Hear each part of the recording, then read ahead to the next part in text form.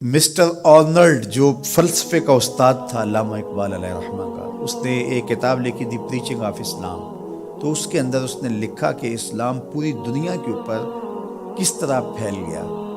باقی بھی تو مذاہب تھے لیکن اس تیزی کے ساتھ ایسے نہیں پھیلے جس طرح اسلام پھیلا. تو اس نے کہا کہ من جملہ وجوہات اور ذرائع میں سے ایک ذریعہ اسلام کے پھیلنے کا یہ ہے کہ اسلام میں سے ہر شخص کو یہ حق دیا گیا ہے کہ وہ دین کی تبلیغ کرے اور نیکی کا حکم دے اور برائی سے منع کرے. باقی مذاہب میں ایسا نہیں ہے. میرے حضور نے خطبہ حجۃ الوداع کے موقع پر 1,44,000 صحابہ سے مخاطبت کرتے ہوئے فرمایا فَلْيُبَلِّغِ الشَّاهِدُ الْغَائِبَ، جو موقع پہ موجود نہیں ہیں تم سب کی ذمہ داری ہے ان تک میرا پیغام پہنچا دو. بلغوا عنی ولو آیہ، میری جانب سے ایک آیت بھی آتی ہو تم نے اس کو آگے منتقل کرنا ہے. مومن ایک معاشرتی فرد ہے جو صرف اپنے آپ کو ہی نہیں بچاتا، دوسروں کو بھی بچاتا ہے، دوسروں کی بہتری کا ضامن ہوتا ہے.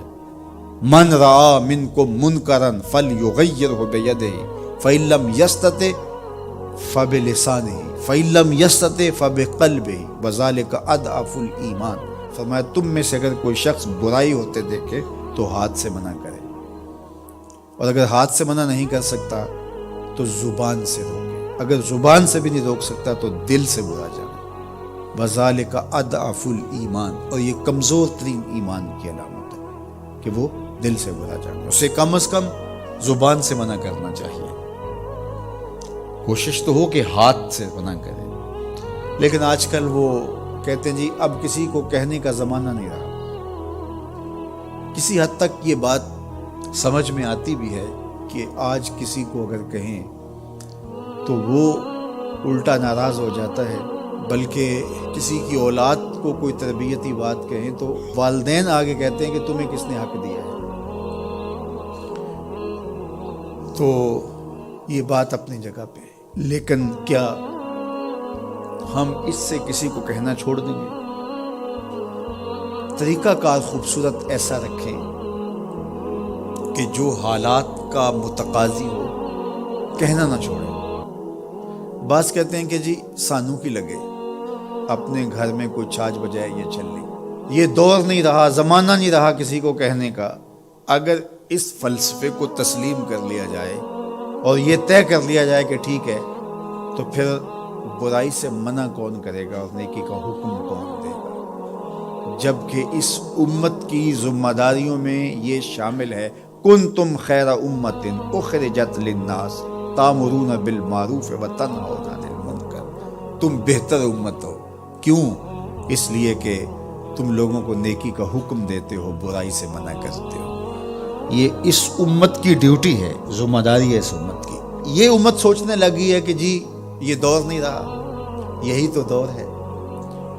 جب شر پھیل گئی ہو، جب برائی فروغ پا رہی ہو، تو اب تو ضرورت اور زیادہ بڑھ گئی ہے. جتنا اندھیرا گہرا ہو جائے اتنے ہی تو چراغوں کی ضرورت ہوتی ہے. اور ہم یہ فلسفہ تراش کے اپنے نفس کو مطمئن کر لیا کہ یہ دور نہیں رہا کسی کو کہنے کا.